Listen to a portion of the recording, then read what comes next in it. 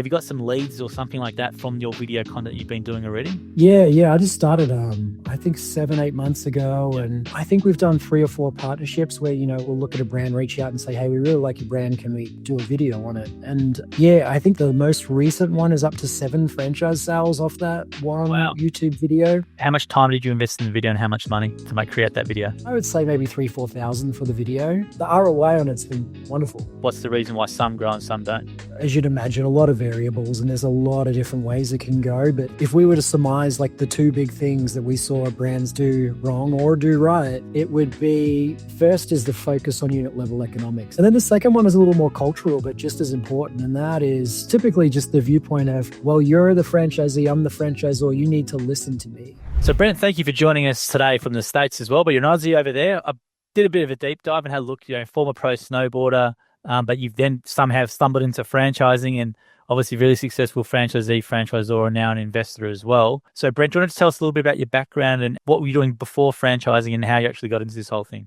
Yeah. Thanks for having me today, Joel. It's been a long time coming. I've been excited to talk to you. But I came over here as a snowboarder and I did that. And it's just the old story, right? I met the girl from Boulder, Colorado and just didn't go home one winter. And now it's weird. I have 3 little Americans that follow me around all day. And that's pretty weird. But I decided that, we were going to make a go of it. And the first job that I looked at on Craigslist back then, I remember Craigslist, was a franchise marketing job with this popcorn retailer in Boulder, Colorado. And long story short, I'm still in franchising some 15 years later. So it's been a weird ride, but like most people here, you kind of fall into franchising and it's tricky to get out of because people like it. Now, you've been extremely successful in it. So you started off in as a franchisee in that brand, or how did you become in it?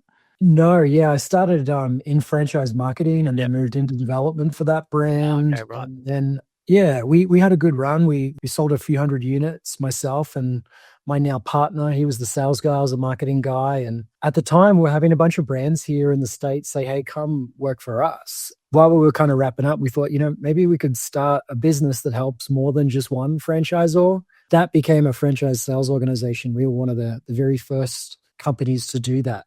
And so that led to Raintree. And then from there, in being an FSO, I'm not sure if that's the terminology. FSO, yep. Yeah. And so we did that. And along the way, got exposed to good brands and we invested in some as franchisors and then in some as franchisees. But that's how we kind of made the start and then tallied off into a little bit more in franchising. That's very interesting. So you started off there, you had really good success in developing this brand and people saw that and then obviously asked you to do the same thing for them. And then you've come up with this product or offering to do sort of, I guess, end-to-end where you're doing the marketing and then you've got the sales side where you're doing the recruitment. There's a couple of similar places here which do that, but you sort of started that up back a while ago to do that sort of thing. And then from there, you've picked into brands which you thought had potential and then you've actually personally invested your own capital and applied it to them and away you go. Yeah, exactly. And there's good and bad in that, right? Like we got kind of first dibs and early access to brands. We could see under the hood and think, this brand's going to do something. Let's snag some territories.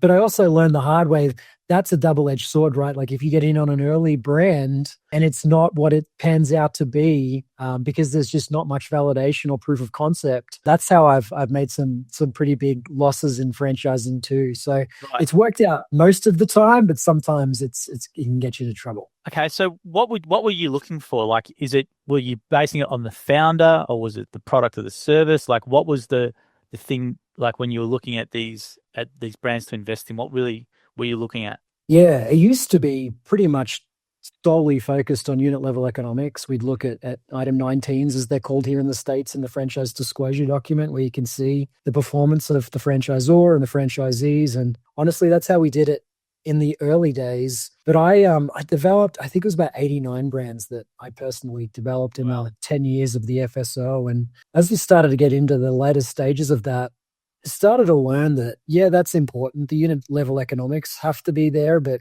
we saw a pattern in those brands that did really well and had franchisees that were more predictably achieving what they wanted to do and then some. So brands that did really well, right? And more often than not, you started to see commonalities in the founder, not so much the model. So long story short, we started to learn the horse is important, but we started a bit more on the jockey. When you saw a founder approach the franchise in a certain way, when they treated their franchisees a certain way, when they had certain philosophies and how they went about it, that was usually an indicator to us of, oh yeah, this guy or girl's going to do something special here and let's get involved. Yeah, I love hearing that. So that's more the person, the founder's values itself, which the system's going to be based on, and how they talk about their franchisees, etc., was more important than the actual, maybe sometimes the everything else. Yeah, exactly. Yeah, the segment's still important, and trying to judge is it the right industry. The P&Ls that you look at is still important, but they easily get tranched by a bound founder. And when you said developing a brand before, like what goes into developing a brand? Because people listen to this. I have some people who listen to this who are just starting out as a franchisor, so they might have 1 to 5 franchisees. I deal with other people who work at bigger organizations with more established brands in the market. So for someone who, looking at franchising their brand, or they've just started franchising it, maybe got their contracts done and where they, want to get a couple more franchisees and grow, to develop that brand, what would you sort of suggest are the things they should concentrate on or really look at doing? Yeah, so on the development side, from how we approached it as an FSO, we typically started with understanding very clearly who the right franchisee was. And that was a process that would take sometimes a couple months. We'd be interviewing current franchisees or founders or general managers, and all of them sometimes pretty in-depth surveys, and then running that to truly understand, like, look, who's likely to be happy and successful here and who's not. And then from there, it expands into marketing, building marketing that speaks to that exact type of person. And that includes videos and websites and landing pages. And then moving into the sales side of development, right? That's ultimately what the end goal is to sell franchises in development. And so that's building out processes, and working with broker networks, and figuring out ad campaigns and funnels and all those sorts of things. So there's really a lot that goes into it. We, as an FSO, we used to build out about 100 pieces of marketing collateral, and then all the sales processes are said too. So it would take 3 to 4 months just to get the brand prepped for development, prepped for sales. There's really a lot that goes into it. And I was going to say to you then as well, big problem in Australia that we always see from franchisors is they always talk about high quality leads, or just get me leads. They're addicted to leads, but they don't want to sometimes invest in other things around that. So when I hear you say you took 3 months just to even get ready to do the recruitment stuff, I think a lot of brands who start here, they go, we're going to franchise, they pay all $100,000 or $200,000 for documentation, and they go, now we've got to recruit people. And then there's no money left over, or they don't have enough capital to then really invest in that, and then they get frustrated because they've gone 6 months and they haven't signed a franchisee because they're trying to go to maybe one lead channel source or whatever it is. So do you have that same problem in the States with founders about, just give us high quality leads, or what's the sort of problems from your end? Oh yeah, mate. That's most of them when they start out, just because they don't know any better. And it's a pretty quick cycle where we'll get a phone call of, well, my sales team sucks, or this other FSO sucks, or it's not that at all. It's that they go in and start generating leads without a system behind it, or a real process behind it. And so the biggest one that we typically see is there's just a lack of process. And that includes how the salesperson shows up every day, or people show up every day. But for us, it's a lot of CRM work. A lot goes into making sure that there's enough content that goes out at the right time, that there's checks and balances to make sure that it's all being done. And with AI now and a bunch of different tech, it's become a big lift. But when brands don't do that, when they don't put the right CRM in place, they don't have the sales training or capable folks, and they don't have the right process, it doesn't matter what channel you're advertising on, or if you're getting them from brokers. If that's not there, then the leads are, they're going to suck. And with the AI and the CRM, like what do you use, like something like a Go High Level, or what sort of software are you using? Yeah, so for the brands that we're kind of investing in and helping now, we're largely on Zoho. Oh yeah. And we're building our own kind of text and voice agents through that. It's what's interesting is we do have a pretty heavy paid funnel, and I know we're going to talk about the organic side, which I've been kind of pestering you about for a little while now, but to learn from what you're doing there. But yeah, we still have a big component of that, and a lot of that is Meta and TikTok and YouTube and those types of leads coming in. What's interesting is it's something like 71 or 73, one of those numbers, but 71%, for example, are coming in nights and weekends. And so that means that folks are requesting information maybe at 5:30 on a Friday night, and they don't get a call back till Monday or Tuesday under the old system. So we have agents that can call them that night and on the weekend, and start texting away with all the questions, and I'll help them understand if there might be a fit or not. So that's AI agents you've got doing that?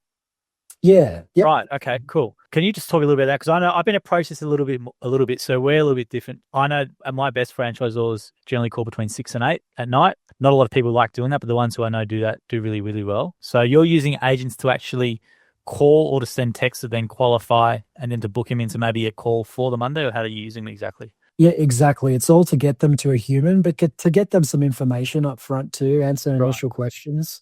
So both the voice and the text agent are more than capable. They've got libraries of, 3, 4, 500 FAQs that they reference. So they would get the same answers they would get from a human, but the goal is still to get them on a secondary qualification call with a human once we've got them through that initial phase. Oh, cool.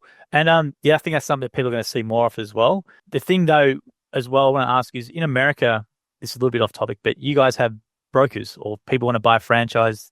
You've got a business set up around that, which here I sort of see it a little bit sometimes. There are some full service franchise things which will come to us and will help you buy a franchise. But I think most brands, there is no real broker. They have their recruitment people, their franchisors, and people, inquire on that brand directly and deal with the brand directly, whereas you guys have someone in between. Do you want to talk about that and how it works over there? Yeah, I would say there's some FSOs and brands here that use it for 100% of their deal flow. Every single franchise that they award comes through a broker. Historically, with the brands that I've owned or FSO'd, it's been about 30-40%. Right.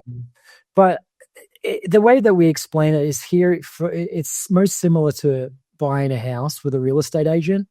It's just kind of a known thing here, right? So most people aren't qualified or comfortable in buying a house without the expertise of a real estate agent. For, half or more of franchise buyers in the States, they feel the same, and they want someone who's allegedly and supposed to be trained up on most of the opportunities and help them make the right choice. Now, the reality is there's a lot of folks that are not trained to be able to do it, and there's issues with the broker networks here.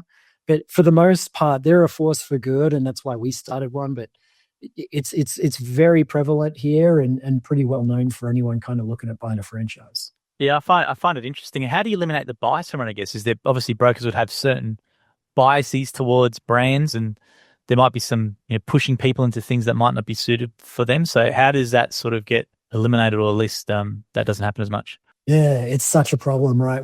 I remember, it was probably 4 or 5 years ago, a colleague sent me an email forwarded from a broker, one of the brands that we were developing, and we knew it was happening, but it was just such a prevalent example. The email said, "Hey, look, we heard your franchise referral fee was only 25,000. There are other brands, and my client really likes your brand, but there are other brands offering me 30. Can you pay 30? And if not, I won't show you."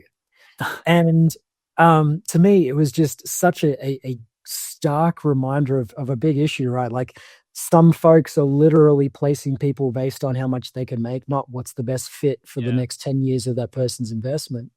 So one of the things that we did, and we're brand new, we're only 9-10 months into it, but we make sure that every brand can only pay the same referral fee here in what we're doing at Better Days, and we're going to continue to work on some things. But yeah, you're quick to pick up on that is an issue that's known here, and people can get a little bit affected by it.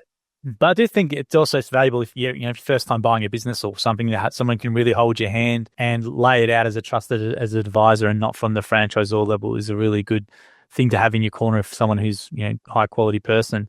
Whereas I think that's not something that we do here. It's obviously up to the brands to obviously recruit themselves and promote themselves. And we sort of, I guess, do the opposite way. We do so much content, which is sort of the upfront stuff where people can build the trust with us so they make up their own mind as opposed to everything after the fact. So I guess our content's the broker in a way. That's sort of the way I look at it now with what we're doing.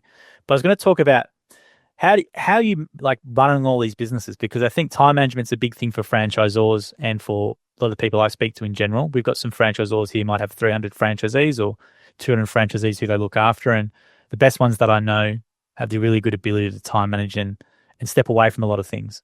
So how do you manage so many things yourself? Like, what do you focus on? Do you have any principles around time management and how you actually effectively use your time? How do you do it all? Yeah, I mean, the answer is pretty poorly. Mostly we do. I do try. For me, like, the first major change in my business came when I just to tweak my schedule. I trained myself to wake up at 5 and start working. Mm. And that's when my first business went from just okay to, in the year or two following, big things started to happen. So I always talk about, like, my brother who I work with, his time is late at night. Mine's early in the morning, but figuring that out, it's just obviously a basic one that everyone knows, but it really did help for me. I mean, I'd go all the way through to today, and most recently in the last couple of months, more AI stuff. Like, it cops a bad rap, but I know you kind of appreciate it more than the average.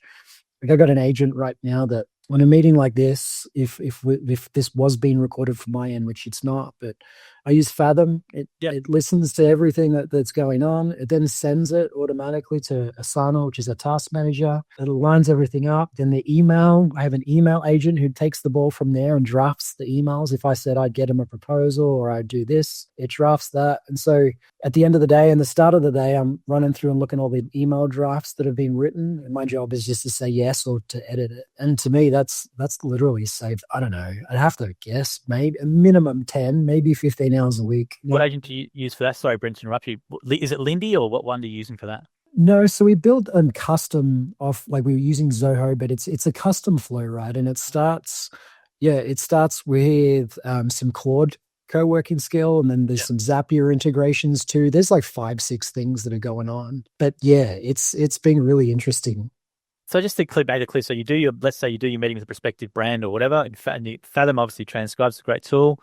Automatically then gets sent into, is it via Zap is it to the Zoho with this custom workflow of Claude there, and it's literally drafting the response to the Fathom in regards to what you said, and then giving you that draft obviously to approve or to tweak a bit, and just sitting them all in your inbox. Yep. Yeah, exactly. Wow. And there's also some really good categorization of the tasks too. Like, my biggest problem, Joel, was, we've used Asana across all our companies, but it'd be so easy for me to ignore it for a few days and things just pile up.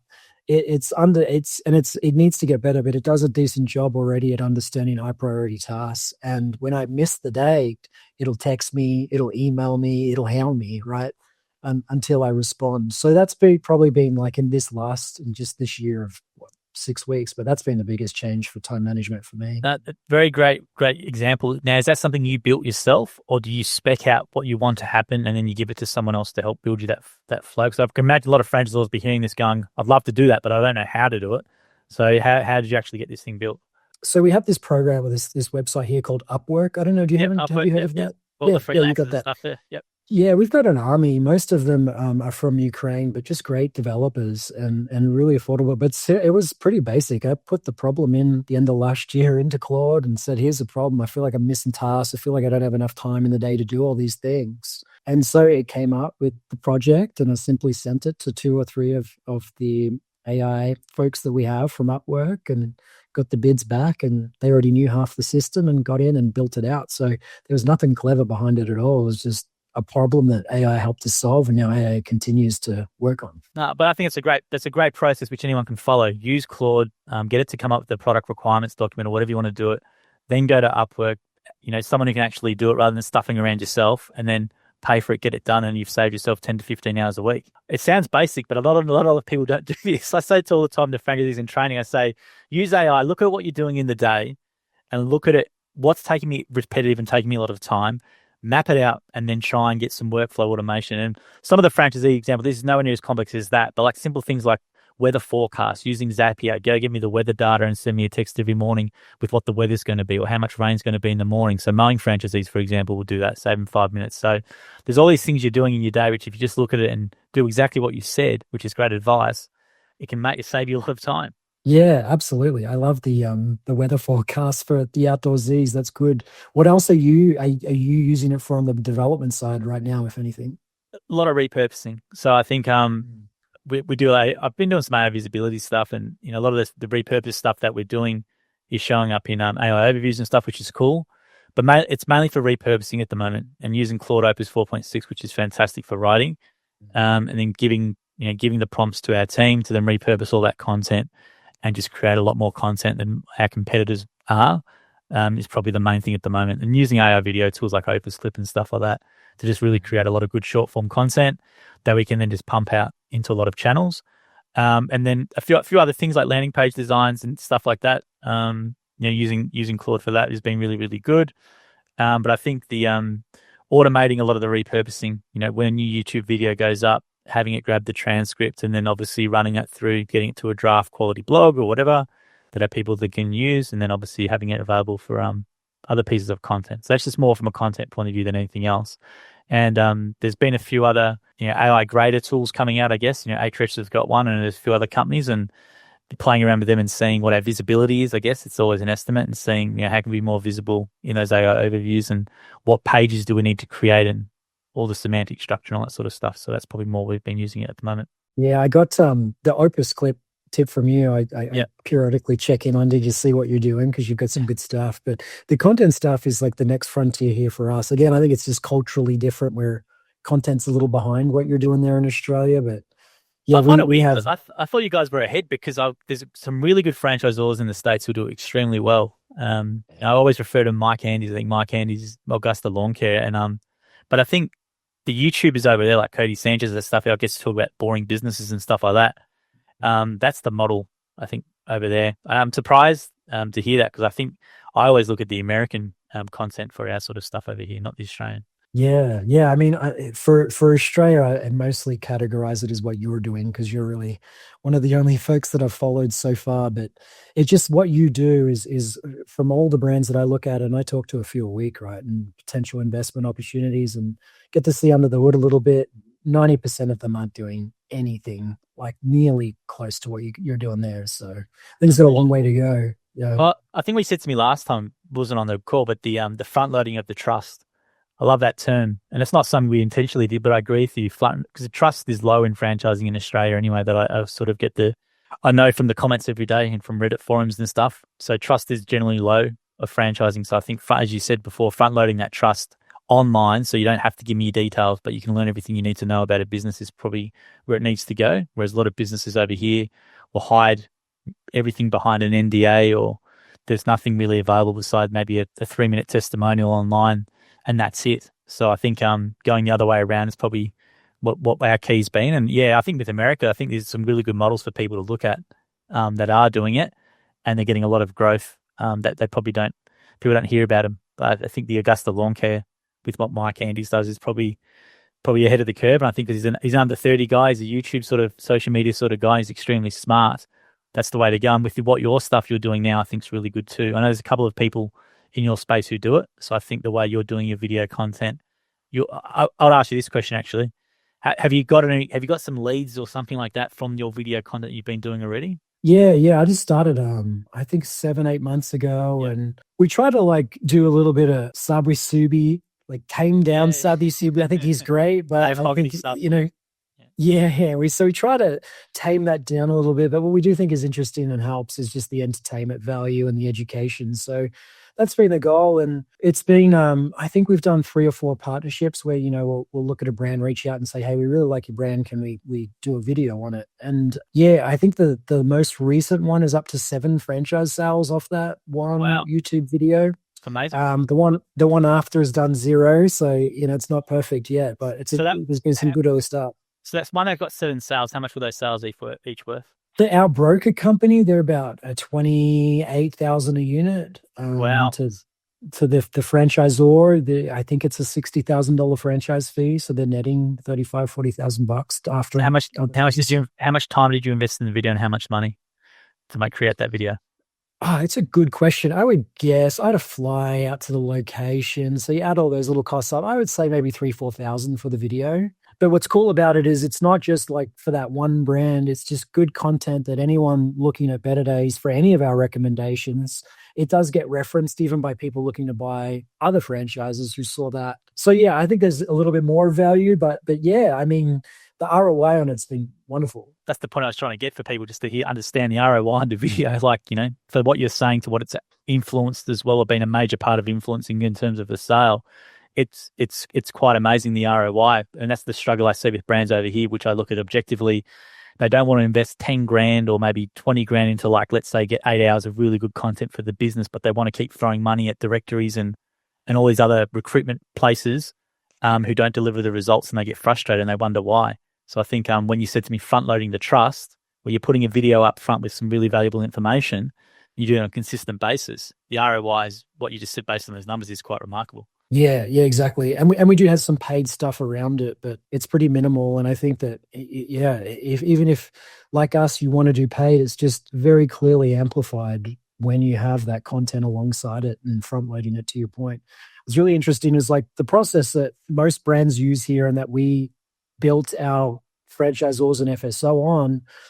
Used to describe it as like a peaking process, right? Like somebody puts their hand up, enters the process, we get an application, we have a call, we both like what we hear, then they get the FDD. If that goes well, then they may get access to the founder or a leadership person to have a call with them. If that goes well, then maybe they get access to what we'd call a validation library, and then live calls with franchisees too. But that used to be like a password protected website that someone would have to wait 5 or 6 stages. And again, the idea is, the theory was you'd keep them up to that. You keep the good things for later in the process. We've realized that. I'm like that opposite main way. Yeah. Yeah. I didn't even know that. I didn't even know people did that, or you could do that. So yeah, we're the complete other way around. But I was going to say as well, scaling these brands. So what's been the biggest one you've sort of been involved with and scaled from? Like, let's say take it from a 0 or maybe a couple of units to what's the biggest brand you've worked with? Yeah, they're all emerging brands. So we had a handful, several brands get to 300-400 units from. It's amazing. From nothing. Yeah, from just a couple. And I'd say the biggest one, like the best maybe success story we had in the FSO days was, have you probably heard of Jamba Juice? I don't know if you have it. Yeah, Jamba Juice, yeah. Hear it in like our Prince in American pop culture and as a throwaway line sometimes. So yeah. Yeah. And they had 3 negative growth years, meaning that they closed way more than they sold. They only sold a few, and they closed a lot more. And we came in, rebuilt the development program, did all the things that we talked about, fixed to the target franchisee, shot the videos, built the website, built the sales process, did the CRM, all the things. And we sold, I think it was like 100 in 4 or 5 months. Wow. And the problem is that it got turned around so quickly that they had a 9-figure acquisition in month 11 with us, and then the owners had their own team. So we got the boot.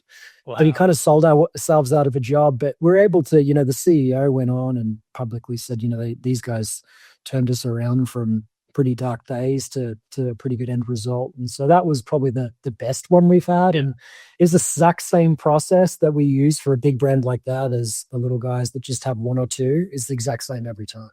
Okay, that's great to hear. So the exactly same process, but I guess that brand as well has got to do their part in terms of just trusting you with the process and not trying to. Because I think a lot of problems here as well. You got the founders who really sometimes be locked in their ways, and they're the one paying the person at the end of the day. So sometimes you've got to try and convince them, even though it might be the right thing based on what you've done. Is you've got to deal with the founder as well. But it sounds like the founder and the leadership team involved in that were very trusting to actually trust you with the full thing, and the results speak for themselves. Yeah, that was a hard lesson learned, that the founder was, and we talked about it before, betting on the jockey, not the horse, but it was such a variable. You'd have the same segment, same quality brand, same process.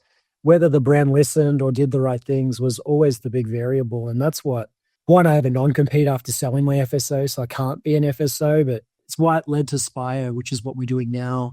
We're able to get in and invest in the brands, and we're not just a vendor anymore. We're sitting at the table on those board meetings, vested in that, and it just creates a different relationship where they'll actually listen to us as a partner, not just the vendor. And so that's kind of why I'm motivated to do that. It takes that founder variable, it really minimizes it, and it makes the journey so much more fun. Absolutely. And the scaling thing, so your system basically can effectively scale. So what stopped the ones from not scaling? Was it just a matter of the founder, literally, as you said before, the founder maybe just got in the way too much, or their values won't align with yours, or what stopped the scaling? Because a lot of brands in Australia, obviously, there's milestones where a lot of brands don't get past 20 units, they just stop. So what's the reason why some grow and some don't? Yeah, there's as you'd imagine, a lot of variables, and there's a lot of different ways it can go. But if we were to surmise like the 2 big things that we saw brands do wrong or do right, it would be, first is the focus on unit level economics. They have such a good founder that does it really well. Every day, their whole team is aligned on what's the franchisee revenue look like? How are we trending to KPIs and goals? What's their profitability? How are we helping them get there? What are we changing? Is our decision based primarily on how it helps the franchisees make money? And they run their whole system, culture, process that way.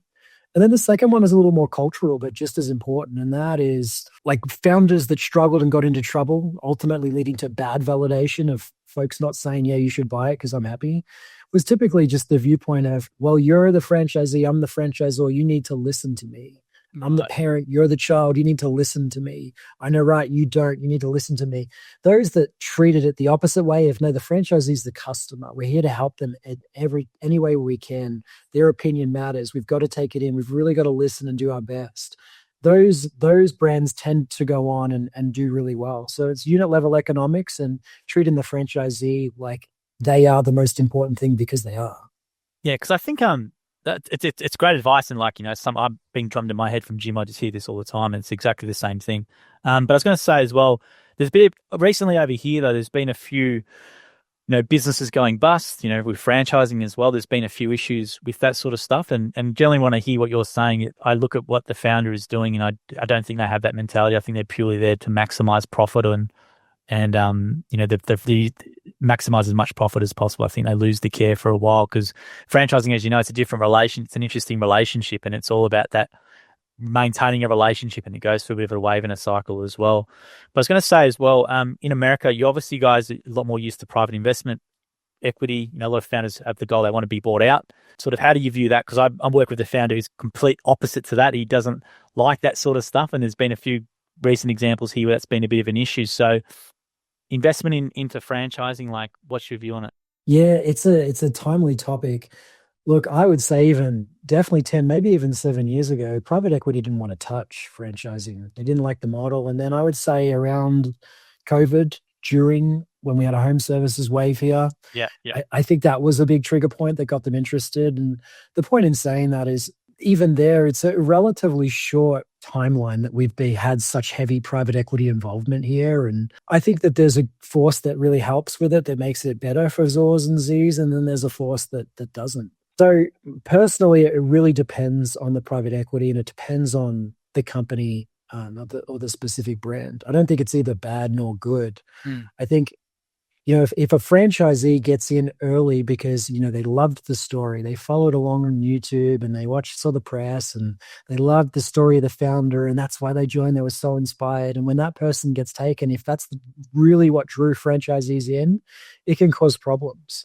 If franchisees' buyer motive was, no, they like the model, the unit level economics, there's less problems there. But I don't think there's a good solution here yet in terms of how private equity companies are going to figure that out. It's still very young and raw. You know, I've been involved in it myself too. I sat on kind of the board of a private equity company here, and I think, yeah, they do get a bad rap. I think the intent there is still to do right by franchisees. It's just different when it's not your company and you didn't create it from scratch. Yeah, it's something that they're still trying to figure out.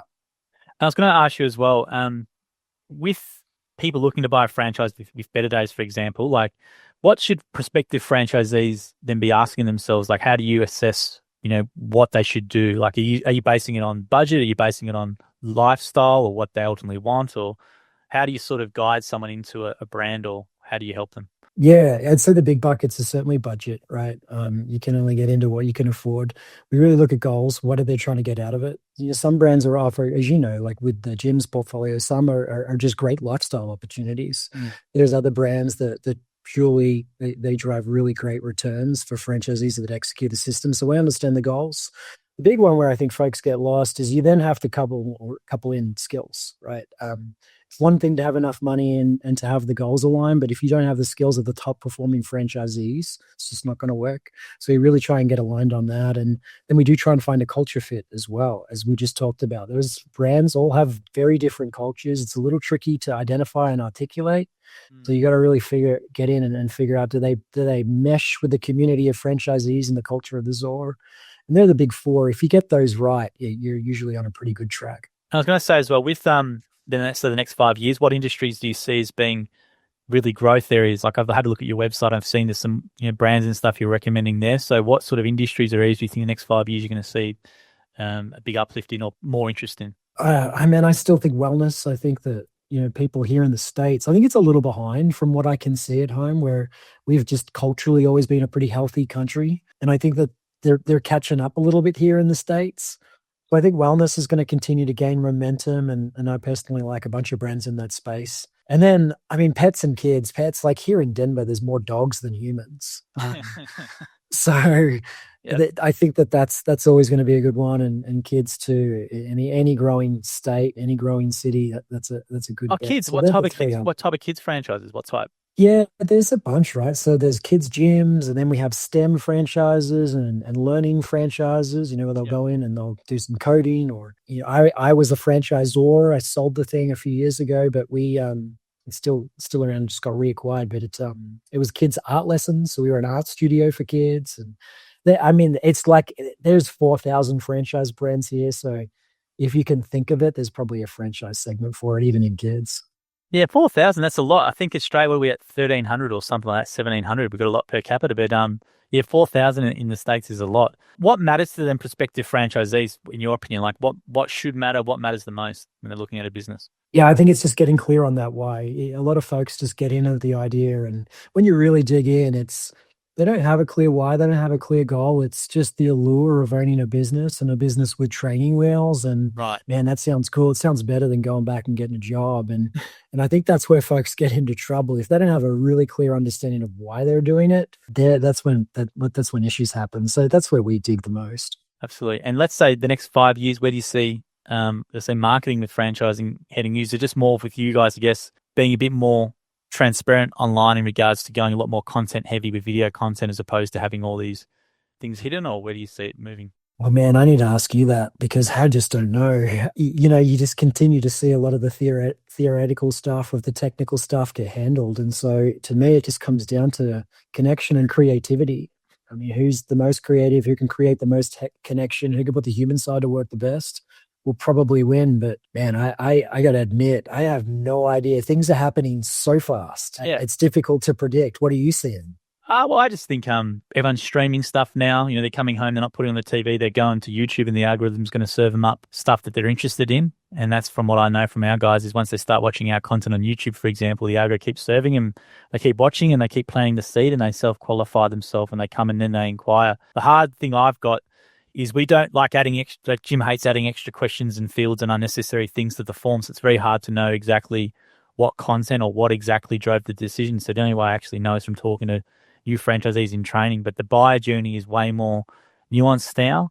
So I've never heard anyone say to me, "Oh, it was the information pack, or it was or the website that was the thing that got me here." I've never heard that said once. It's always video, podcasts, Ask Jim, even Jim's LinkedIn, for example. So it's all these other things now which are being the driver for building the trust. So they actually can even inquire in the first place. And I think people are using LLMs to do their research now, something that people don't take into consideration much. So you're doing a pros and comparison table between 3 franchise brands I'm looking at in ChatGPT, and you're never going to know about that search because they're never going to click, because it might be influenced by something negative that's in the LLM, or being influenced by things said on Reddit or anything like that. So you've got to now really monitor your brand in a lot of different places. So I think the way to offset all that stuff, because it just pulls stuff from everywhere on the web now, is just to be really upfront with all your content online, so that people, if they do have a liking to your brand, if they do read something negative, there's so much content that's going to be like, well, hang on, that's not matching up with what I'm hearing and seeing here. I'm going to still go over that business. So that's from what I hear over here, because we're such a big brand. Obviously, Jim's a big player. Everyone has an opinion on us. So, and they can voice that opinion now in a lot of different places. So making sure that you have so much content online about your system where that's never, ever going to be a factor. Yeah, no, that's good. And do you so one thing that I'm not clear on, I have an initial grasp, if you will, on kind of the legality of how it works in the States versus Australia. One of the things here is, the FTC does make sure, and it does try to enforce, are there earnings claims, what we call them here, is a franchisee kind of saying, I made X, and if that X isn't clearly reflected exactly in the FDD, then the franchisor is potentially in some hot water. So when you talk about all that content, how does that work from the legal side with how the Aussie government mandates or enforces that? Yeah, so we talk about revenue, and the franchisee talks about revenue, and I won't publish anything unless I'm confident that the franchisee can back it up. But yeah, we're talking revenue. We never talk net profit. We don't make claims about earnings. We're really strict, and we say, franchisees estimate to make that, but you've got to, here's a list of all of our current and former franchisees, give them a call. So we just want you to call franchisees and ask them directly. So we've never had an issue in 6 years. We would be, if it was going to be an issue, I presume we would have known by now because it's been going for a long, long time with what we've been doing. Sometimes you get franchisors who don't like it because you've got 270 franchisors and they don't want their franchisees coming in thinking we're going to make $500,000 in the first year based on a video they heard with one of our guys. But that can cause a bit of issues sometimes. But I do think it's really important for people to know what they could potentially earn. And I think putting that online is really, really important. I think the Americans are a lot better than what we do here. I think we're actually way more conservative than Americans. So if I look at Rolling Suds, Augusta Lawn Care website, there's full projections of revenues and that sort of stuff here, which you wouldn't find in Australia. It'd be unheard of to put that stuff online here.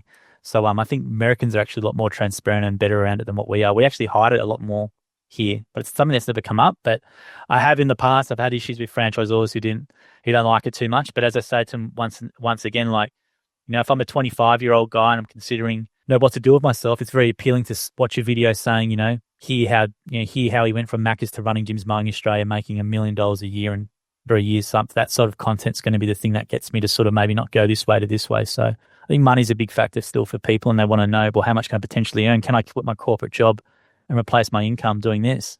So that's sort of, yeah. But I haven't had any, touch wood, any issues yet.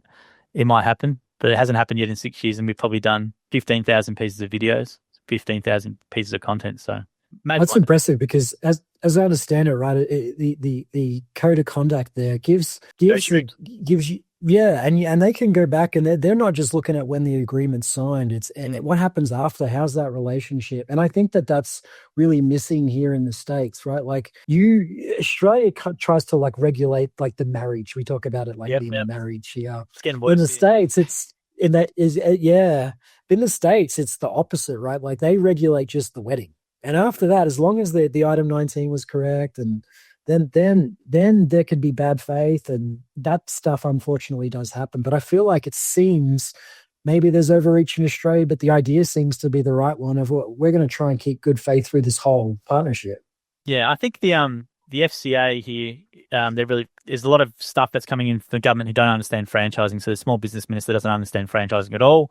And when you get a bad story in the media about a bad franchisor and the franchisee, they're trying to over-regulate relationship, and there's a lot more onerous responsibilities now in franchisors and brands. And what's probably going to happen is a lot of the smaller brands are going to be so stifled by regulation that they're going to be really hard for them to grow because the money that's going to be required with lawyers and all this sort of stuff. So the FCA is basically trying to fight to sort of stop, I guess, the over-regulation of it. But the regulation is good because there are, as you know, there are a lot of franchisors with not the right intention, or people just want to come in and sell 5 franchises and don't care about the franchisees and do a cash grab and get out. So, but yeah, we're pretty heavily regulated over here. But in regards to content, haven't had an issue yet in 6 years. If it happens, we're going to be, we'll have to see from there. But I think we're really open. We say, look, call our franchisees on their mobile, finish franchisees openly all the time. And we talk in terms of revenue. We don't talk in terms of net profit, which is why we say call franchisees and ask them directly. But we have done videos recently, Brent, which I've actually shown the dashboard of what the franchisees make on their own service apps. So they might say, I had a 10 grand week last week. I show us your actual app, and they pull out their little Jimbo app with the thing in that as well. So we sort of do that too. Oh, that's cool. Yeah, that's a smart way to do it. But yeah, it sounds like a little overreach, but still a good system nonetheless. Well, Brent, I know a 45-minute hard out, so we'll stick to that. Thank you very much for your time today as well. So if people want to learn more about you, Brent, and where should they go and search? They could go to spirefranchise.com or betterdaysfranchise.co. No M, just .co. And check out your YouTube videos and LinkedIn as well. I see you're doing, which is really cool. So let's keep that up. That's great to hear, and what great ROI from doing one video. Yeah. Thanks so much for the time today, Joel. Always appreciate talking to you, mate.